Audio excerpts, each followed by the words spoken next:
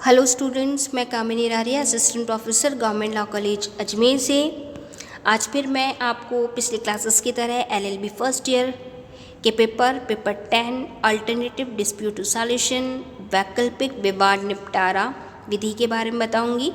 जैसे कि हम इस पेपर को 6 पार्ट में पढ़ेंगे और अभी हमारा पार्ट 1 आर्बिट्रेशन का ही चल रहा है, मध्यस्थम का। The arbitration and consolidation act 1996 हम इस पेपर में पढ़ते हैं, मध्यस्थम एवं सुलह अधिनियम 1996। और जैसे कि हमारा पहले चैप्टर 6 चल रहा है हमारा making of arbitral award and termination of proceedings के बारे में, कि किस प्रकार से आर्बिट्रल अवार्ड बनेगा, पंचाट किस प्रकार से बनेगा, मध्यस्थम पंचाट किस प्रकार से बनेगा, और जो कार्रवाई चल रही है, प्रोसीडिंग जो चल रही है, उसके टर्मिनेशन कब होगा, टर्मिनेट कब होंगी वो। इसके लिए हमने धारा 29 तक पिछली क्लास में देखा था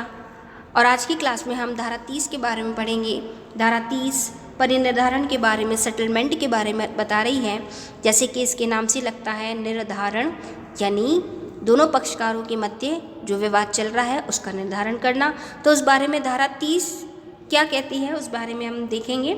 सेक्शन 30 सेटलमेंट के बारे में धारा 30 परिनिर्धारण के बारे में कहती है, मध्यस्थम और सुलह अधिनियम 1996 की धारा 30 मध्यस्थम अधिकरण के समक्ष पक्षकारों द्वारा विवाद के आपसी परिस्थिति निर्धारण इसको उल्लेखित करती है और प्रोत्साहन प्रदान करती है। धारा 30 ये कह रही है कि अगर दोनों पक्षकार आपस में मिलकर राजीनामा करना चाहते हैं, समझौता करना चाहते हैं, तो उसके लिए धारा 30 परिनिर्धारण करके दोनों पक्षकारों को प्रोत्साहित करती है। इस अधिनियम की धारा 30 में ये कहा गया है कि किसी विवाद के तय किए जाने के लिए, यानी कि for settlement of a dispute, प्रोत्साहन करना एक मध्यस्थम अधिकरण के लिए एक मध्यस्थम करार के साथ बेमेल नहीं होता है और पक्षकारों के करार के साथ मध्यस्थम अधिकरण मध्यस्थता यानी कि मेडिटेशन, सुलह यानी कि कंसोलिडेशन या अन्य प्रक्रिया को मध्यस्थम कार्रवाई के दौरान किसी भी समय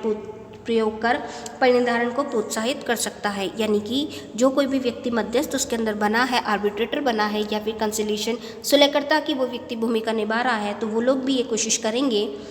कि प्रोसीडिंग के बीच में, कार्रवाई के बीच में पक्षकारों को इस बात के लिए प्रोत्साहित करें कि वो आपस में समझौता करें। इस तरीके से ये उपधारा किसी विवाद की मध्यस्थम कार्रवाई के साथ साथ पक्षकारों द्वारा अन्य विधिक उपाय अपनाकर अपने विवाद को आपस में हल करने के लिए ही प्रोत्साहित करती है, क्योंकि प्रत्येक व्यक्ति ये चाहता है कि जो दो लोगों के बीच में विवाद हो रहा है, विवाद का अगर समापन हो तो किसी तरह के कोई विचारों में वैमनस्यता ना रहे, मतभेद ना रहे। तो अगर प्रोसीडिंग के बीच में किसी भी चरण में ये लगता है कि विवाद को राजीनामे के द्वारा, समझौते के द्वारा निपटाया जा सकता है, तो ऐसा मध्यस्थ या ऐसा सुलहकर्ता जो सुलह करवा रहा है, समझाइश करा रहा है, उन पक्षकारों को प्रोत्साहित करेगा। ये धारा ये भी प्रावधान करती है कि यदि पक्षकार मध्यस्थम अधिकरण के समक्ष अनुरोध करें, यानी कि पक्षकार खुद ही अगर उनके सामने, ट्रिब्यूनल के सामने, अधिकरण के सामने अनुरोध करें और ऐसे अनुरोध पर मध्यस्थम अधिकरण आपत्ति भी नहीं करता है और पक्षकार किसी समझौते या हल को स्वीकार कर लेते हैं, तो ऐसी परिस्थिति में मध्यस्थम अधिकरण कार्रवाई को समाप्त कर देगा और पक्षकार द्वारा सहमत शर्तों के अनुसार समझौते को मध्यस्थम पंचाट के प्रारूप में अभिलिखित करेगा। और अगर यहाँ पर पहले वाले पार्ट में अगर ये लगता है कि पक्षकारों ने जो लिखा है, पक्षकारों ने जो समझौते के आधार दिए हैं वो बिल्कुल सही हैं, कोई आपत्ति भी नहीं है, तो उनको इस बात के लिए कहेगा कि आप समझौते के लिए तैयार हैं, तो समझौते के अकॉर्डिंग जो उनकी सहमत शर्तें हैं उनको पंचाट में लिखते हुए उनके बीच में समझौता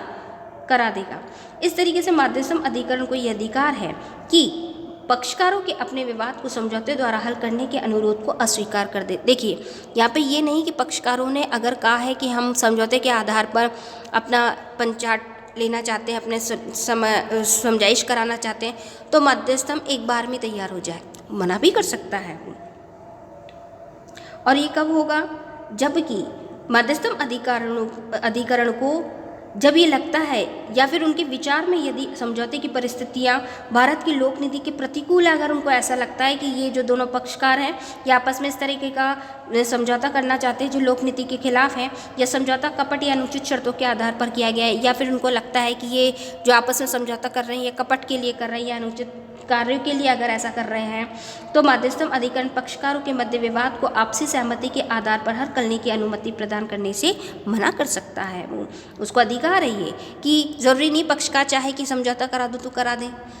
मना भी कर सकते हैं और मना करने के लिए उनके पास पर्याप्त कारण होता है कि यदि वो भारत की विधि के खिलाफ है या पक्षकार आपस में कपट कर रहे हैं, अनुचित कार्य कर रहे हैं, तो वो मना कर सकता है। धारा 30 ये भी कहती है कि सहमत शर्तों पर माध्यस्थम पंचाट इस अधिनियम की धारा 31 जो अभी हम पढ़ रहे हैं निहित प्रारूप और विवरण के अनुसार तैयार किया जाएगा। इसके अतिरिक्त 1996 के अधिनियम की धारा 30 में ये भी कहा गया है कि सहमत शर्तों के आधार पर बनाया गया या निर्मित यह माध्यस्थम पंचाट के विवाद विषय वस्तु पर अन्य माध्यस्थम पंचाट के स्तर का ही होगा, अर्थात सहमत शर्तों के आधार पर किए गए माध्यस्थम पंचाट तथा इस अधिनियम के अंतर्गत निर्मित अन्य माध्यस्थम पर पंचाट के समान मान्यता प्रदान की जाएगी। यानी कि समझौते के आधार पर हो या मध्यस्थ द्वारा दोनों की बात सुनकर सही निर्णय किया गया हो, वो पंचाट का प्रारूप ही माना जाएगा। सहमत शर्तों पर माध्यस्थम अधिकरण द्वारा बनाया गया या निर्मित माध्यस्थम पंचाट अंतिम होगा तथा इस पंचाट का प्रवर्तन उसी प्रकार से होगा जिस प्रकार से CPC civil procedure code civil प्रक्रिया संहिता के अंतर्गत न्यायालय द्वारा पारित आज्ञा का निष्पादन होता है। यानी कि मध्यस्थ द्वारा दिया गया पंचाट उसी तरह निष्पादित होगा, उसी तरह एग्जीक्यूट होगा जैसे कि CPC के प्रोविजंस के अकॉर्डिंग कोई भी निर्णय होता है। फिर आगे हम बात कर रहे हैं सेक्शन 31 की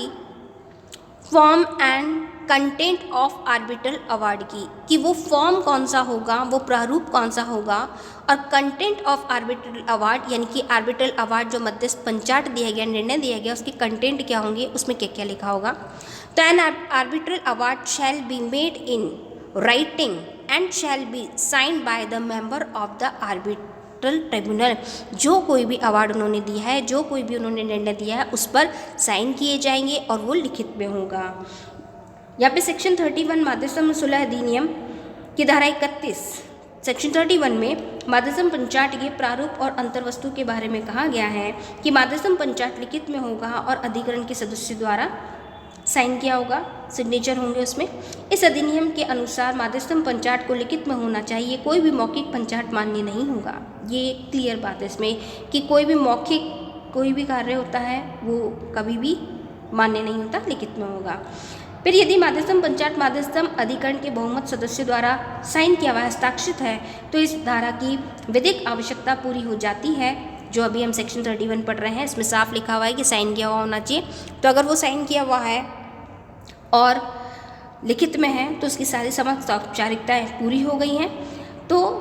यदि बहुसदस्यीय माध्यस्थ में यानी कि अगर उस आर्बिट्रेशन पैनल में बहुत सारे लोग थे, बहुसदस्य थे, बहुत सारे मेंबर थे, तो बहुमत के सदस्य के हस्ताक्षर से इस अधिनियम की आवश्यकता पूरी हो जाती है, यानी कि सभी लोगों से साइन कराएंगे। यद्यपि इसके कारणों को पंचाट में दिया जाना आवश्यक है कि शेष सदस्य के हस्ताक्षर पंचाट में क्यों नहीं किए गए। यानी कि मान के चलिए कि अगर आर्बिट्रेशन ट्रिब्यूनल 11 लोगों का था और मात्र 5 लोगों ने साइन किए, तो बाकी लोगों ने साइन क्यों नहीं किए, इसके कारण लिखित में दिए जाने चाहिए।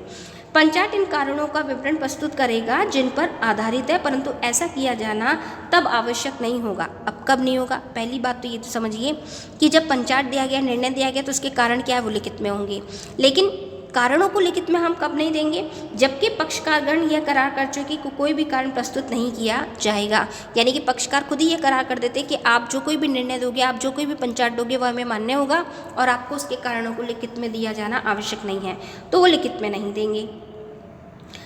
फिर यहाँ पे पंचाट धारा 30 के अधीन शर्तों पर किया गया करार एकमात्र माध्यस्थम पंचाट है, जो आपस में करार किया गया उस तरीके का। इस नियम के अनुसार यदि माध्यस्थम के पक्षकार पंचाट के आधार को प्रकट न किए जाने पर सहमत नहीं है तो माध्यस्थम अधिकरण का ये दायित्व है कि वह माध्यस्थम पंचाट किन तथ्यों पर आधारित है, इस आधारभूत तथ्यों का लिखित उल्लेख पंचाट में किए जाने के लिए बाध्य है। और अगर ऐसा है तो उनको वो बाउंड है कि वो लिखित में दे कि ऐसा क्यों किया गया है। फिर भी परंतु मैं एक सुप्रीम कोर्ट का आपको केस बताती हूँ। उच्चतम न्यायालय ने गुजरात WS एंड कंपनी बनाम यूनिक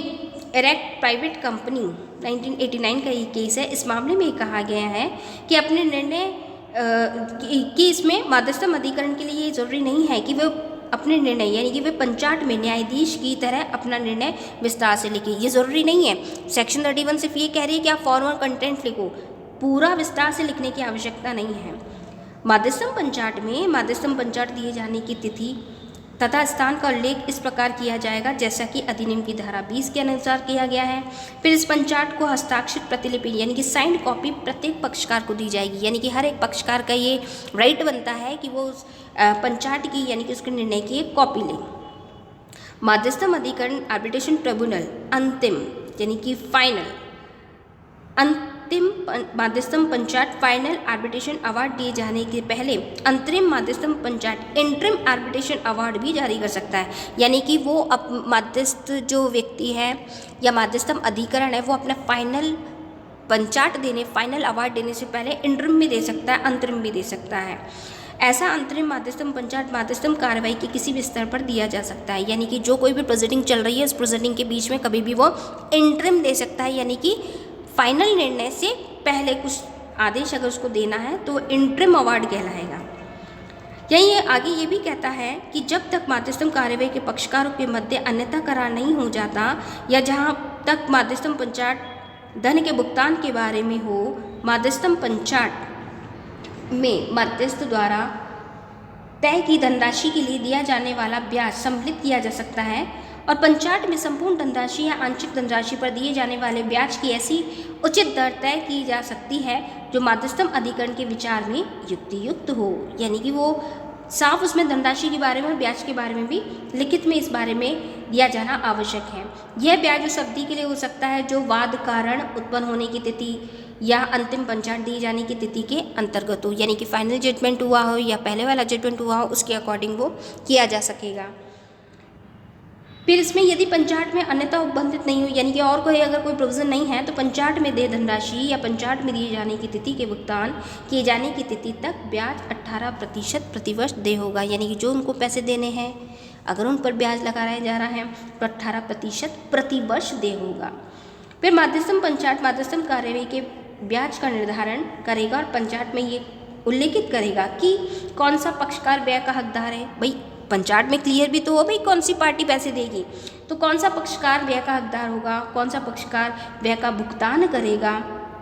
पैसे जो भुगतान करना है, व्यय की धनराशि पर धनराशि के निर्धारण की विधि क्या हो और व्यय का भुगतान किस तरह किया जाएगा, यानी कि मोड्स क्या होगा। ये तो कह दिया कि भाई आपको पैसे देने, भाई किस मोड से देने हैं, कैश में देने हैं, बैंक में जमा कराने हैं, चेक या डीडी के माध्यम से देने हैं। फिर कौन सा पक्षकार करेगा, वादी की तरफ से या प्रतिवादी की तरफ से वाला करेगा,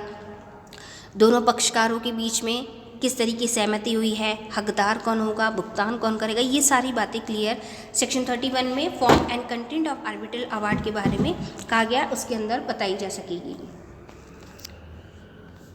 नेक्स्ट क्लास में हम इसको आगे बढ़ाएंगे नए चैप्टर के साथ। Thank you students.